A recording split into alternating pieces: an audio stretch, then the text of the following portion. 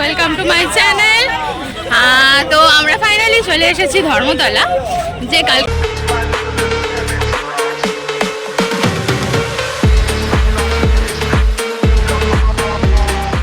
একটা ঘুরতে যাওয়ার প্ল্যান রয়েছে, সেটা হচ্ছে যাচ্ছি আমরা দীঘা। তো এখান থেকে বাস ধরবো, বাস ধরে যাবো দীঘা। মোট যাচ্ছি আমরা 1 ডজন, মানে 12 জন মেম্বার। আমাদের ফাইনালি বাস ছেড়ে দিয়েছে। জয় জগন্নাথ। হাই গাইস, যাচ্ছি সবাই আছে এখানে। ওই তো ওখান থেকে দেখা যাচ্ছে। হ্যালো হ্যালো, জয় জগন্নাথ। জয় জগন্নাথ। আমরা বিধ্বস্ত অবস্থায় দীঘা ফাইনালি পৌঁছে গেছি। আর আমাদের আজকের থাকার জায়গা হচ্ছে যুব আবাস, যেটা একদম জাহাজবাড়ির উল্টো দিকে। তো আমরা এখন খেতে যাচ্ছি, ভীষণ জোরে খিদে পেয়েছে আমাদের। বাসটা যা ঝুলিয়ে ঝুলিয়ে আর কোমর ব্যথা করতে করতে নিয়ে এসেছে। আমার একটা বাড়িতে আছে, জামাইবাবুকে দেখা যাচ্ছে না।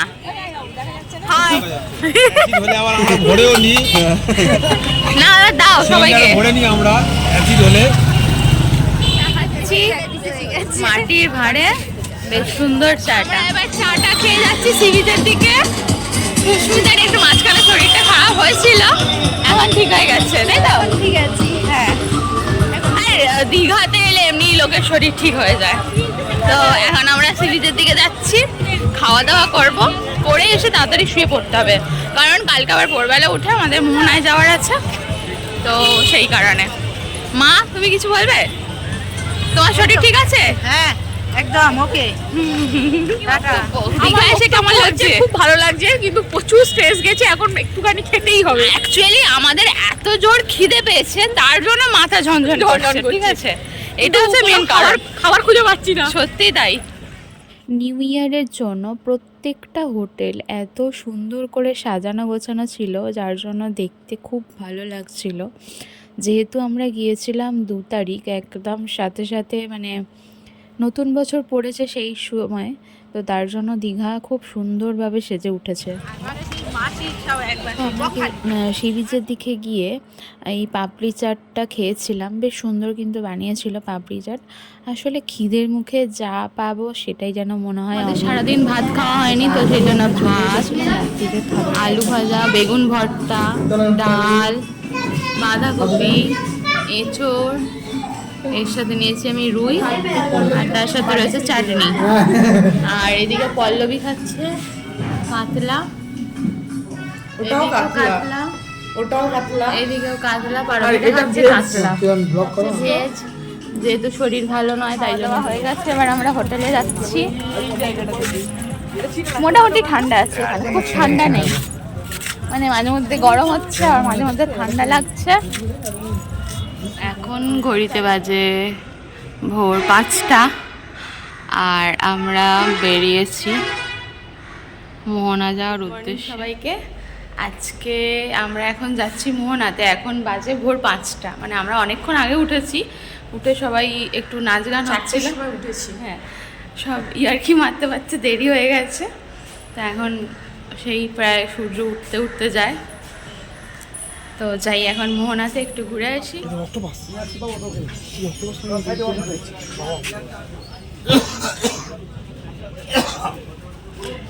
ইলিশ কত করে দাদা? ইলিশ আছে, ওটা 1000 কিলো আছে। ভেটকি মাছগুলো সাইজ উঠে, টমেটোগুলো দেখো, দেনে ডানা মিলে উড়বে।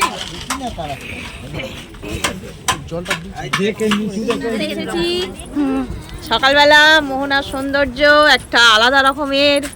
প্রথমে দেখলাম বেশ কিছু মাছ, ইলিশ মাছ আমার ফেভারিট হচ্ছে। এখানে বলছে 12 মাস নাকি ইলিশ মাছ পাওয়া যায়। তো দেখা যাক, পেল্লাই পেল্লাই সাইজের, দেখা যাক শীতকালের ইলিশ মাছ কেমন হয়।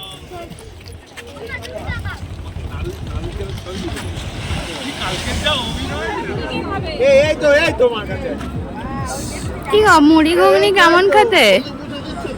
ভালো লাগে এখানকার স্টাইলের। সামনে সমুদ্র, সামনে মুড়ি। সকালবেলা আমরা এসেছি মোহনাতে ঘুরতে, সামনে সমুদ্র আর তার সাথে আমরা খাচ্ছি মুড়ি আর ঘুগনি। পল্লবী খাচ্ছে লুচি ঘুগনি, এরপরে রয়েছে চা, তার সাথে রয়েছে ডিম সেদ্ধ। ওরা কমপ্লিট হয়ে গেছে মোহনার। অনেক রিলস, অনেক ফটো, অনেক নাচ গান, খাওয়া দাওয়া করে এবার আমরা হোটেলে যাচ্ছি, তারপরে যাব। আজকে আবার আমাদের একটা নতুন হোটেলে শিফট করতে হবে। হ্যাঁ, তো তারপরে আমরা সেখান থেকে যাব স্নান করতে। হ্যাঁ, আমরা যেহেতু অনেকগুলো লোকজন ছিলাম তার জন্য দুখানা বড় বড় ইলিশ মাছ নেওয়া হয়েছিল, আর মাছগুলো নিয়েছিল 1000 টাকা আবার একটা কিলো। অন্য হোটেলে শিফট হচ্ছে আজকে, সেটা হচ্ছে লাক্সারি হোটেল। তো যেহেতু কালকে আমরা রাত্রিরে এসেছিলাম, তো সেই জন্য আমরা একটা নর্মাল হোটেলে ছিলাম। তো আজকে আমরা অন্য হোটেলে যাচ্ছি। হলো আমাদের হোটেল রয়্যাল বেদান্ত। সুন্দর, তাই না?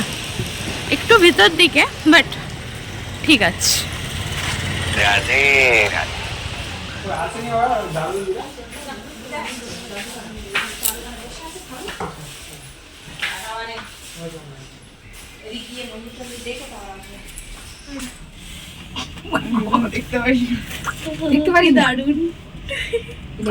আজকের রুম ট্যুরটা তোমাদের দিয়ে দিই।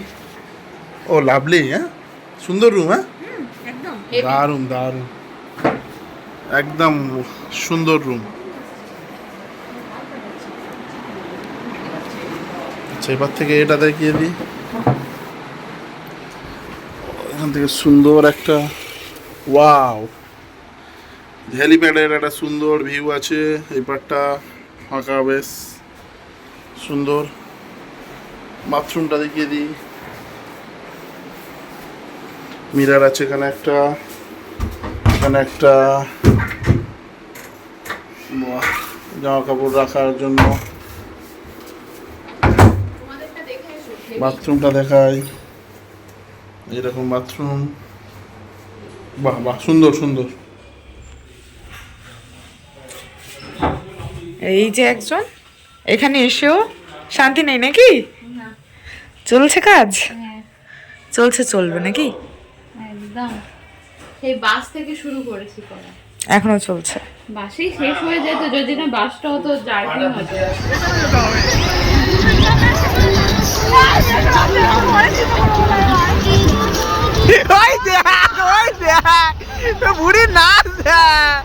ইলিশ মাছটা কিন্তু অসাধারণ খেতে ছিল। রয়্যাল বেদান্ত যেরকম সুন্দর ডেকোরেশন, তার সাথে কিন্তু স্টাফেদের ব্যবহারও ভীষণ সুন্দর। আর এখানে ছিল আমাদের ম্যান্ডেটারি ব্রেকফাস্ট, আর ব্রেকফাস্টের আয়োজনও ছিল বিশাল। আর এটা আমরা বুক করেছিলাম মেক মাই ট্রিপ থেকে। আমাদের পড়েছিল 1700 টাকা আবার করে। সন্ধ্যাবেলা বেরিয়ে পড়েছি রেডি হয়ে, সবাই পরেছি লাল পাড় সাদা শাড়ি, কারণ উদ্দেশ্যে যাচ্ছি। হ্যাঁ, জগন্নাথ দর্শনে। তো জয় সেই জন্য জগন্নাথ। সবাই শাড়ি পরেছে, শুধু পারমিতা বাদে। আমাদের ছোট্ট মেয়ে ওই জন্য পড়েনি। চলে এসেছি মন্দিরে, আর আমরা এখানে সবাই তিলক করে নিয়েছি, জয় জগন্নাথ জয় করে। জগন্নাথ। আর এত সুন্দর করে লাইটিং করেছে, মন ভরে যাচ্ছে। সত্যি সুন্দর দেখতে হয়েছে। সেই জন্য আমরা সকালের দিকে আসিনি, কারণ জানি সকালের দিকে এলে লাইটিংটা দেখা যাবে না। তো লাইটিংটা দেখা যায় ফোনেতে কতটা ভালো বোঝা যাচ্ছে জানি না, বাট সামনে থেকে অসাধারণ দেখতে লাগছে। মানে গর্তকটা মনে হচ্ছে আমাদের পার্ক স্ট্রিটের মতো রাস্তাটা, আর তার সাথে জগন্নাথ মন্দির। আমি অক্ষয় তৃতীয়ার পরের দিনকে মানে মন্দির উদ্বোধন যখন হয়েছিল, তখন আমি আর একবার গিয়েছিলাম। তখন অনেক রকম সমস্যা কিছু ছিল, যেগুলো এখন গিয়ে দেখলাম অনেক কিছুই নতুন চেঞ্জ হয়ে গেছে। যেমন তখন পুজো দেওয়ার ছিল না, জুতো রাখার ব্যবস্থা সেই মতো ছিল না, আরও অনেক রকমের যেগুলো হয় আর কি, নতুন নতুন মন্দির উদ্বোধন হলে যেটা হয়, কিন্তু এখন সেটা একদমই নেই। একদম খুব ভালো ব্যবস্থা হয়েছে। আগে যেটা ঢুকতে হতো অনেকখানি ঘুরে ঘুরে, এখন কিন্তু সেই প্রবলেমটা নেই। এখন কিন্তু সামনের গেট দিয়ে ঢুকতে দিচ্ছে। তবে আমার মনে হয় সকালের থেকে রাত্রিরে এলেই মন্দিরটা আরো বেশি ভালো লাগবে দেখতে। এর ভিতরে ঢুকে পড়েছি। আগে যেটা ছিল যে পুজো দেওয়া যেত না, এখন কিন্তু সেটা পুজো দেওয়া যাচ্ছে, তাই তো? আমি যখন প্রথম এসেছিলাম, তো এখানে কাউন্টার রয়েছে পুজো দেওয়ার। পুজোর ইয়ে করতে স্টার্ট করো দিদি? 50 টাকা করে। 50 টাকা থেকে স্টার্ট।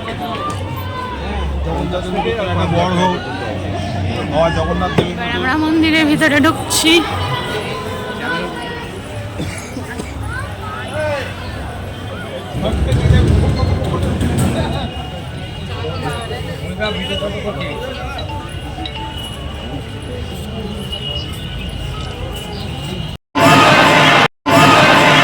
আমাদের পুজো দেওয়া কমপ্লিট হয়ে গেছে আর বেশ ভালোভাবে পুজো দেওয়া হয়েছে বলো।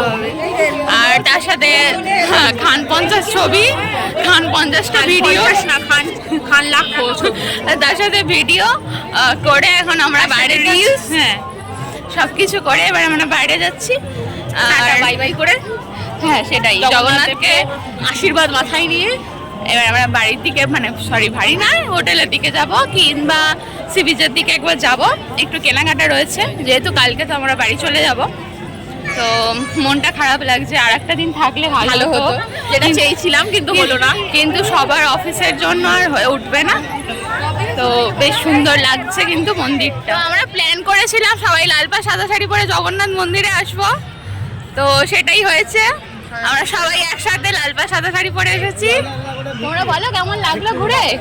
ও দুর্দান্ত, হ্যাঁ দুর্দান্ত। মাসি নাড়ু দাও। আর এই যে আমার বৌমা বলেছে যে মা সবাই সাদা শাড়ি পরে যাবে, তার জন্য আমার বৌমাকে থ্যাংক ইউ। ও কি লাগছে? লাল পাড় সাদা শাড়ি পরার জন্য থ্যাংক ইউ, অনেক অনেক ধন্যবাদ, খুব ভালো লাগছিল। ও কি লাগছে?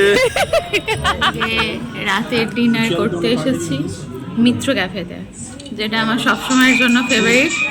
এখানে ফিশ সালমন ফ্রাইটা, সেটা কলকাতা হোক বা দীঘা, মিত্র ক্যাফে থাকবে মানে আমি যাবো, এটা ব্যাপার হচ্ছে। তো আমরা এখন নিয়েছি রাইস, চিলি চিকেন নেওয়া হয়েছে, তার সাথে তো ম্যান্ডেটারি রয়েছে। এখানে বিশেষ করে অ্যাম্বিয়েন্সটা খুব সুন্দর।